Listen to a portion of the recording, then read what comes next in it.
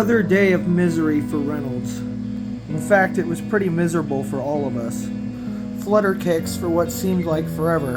At least this time we were doing them together and not just being singled out. Now, believe it or not, for the rest of the time that Reynolds was in this story, he was extremely sick with what looked like either bronchitis or even pneumonia. I tried to get him out of the field several times, but because he never stopped smoking his Marlboro Red cigarettes, the leadership decided that they would not listen to me. In general, the leadership hadn't really respected anything I had to say, even when it was for the best health of the men. So when Tino and the others of the platoon were ordered to go fight another platoon, 3rd if I remember, I couldn't believe they were actually going to do this. Being young and slightly gung-ho, I actually wanted to get involved and go do some fighting myself, but they told me to stay here and man the radio.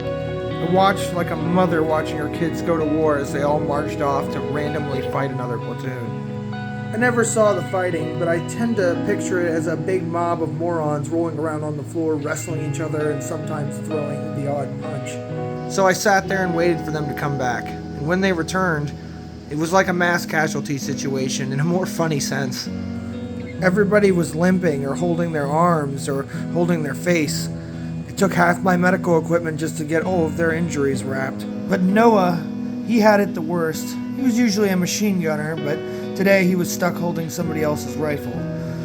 His problem was that his ankle was completely broken. I wrapped it, treated it, and put him on profile. If you don't know what profile is, it's a piece of paper that says a soldier can or cannot do certain physical tasks. I said he couldn't run. It was around this time that I began to become depressed.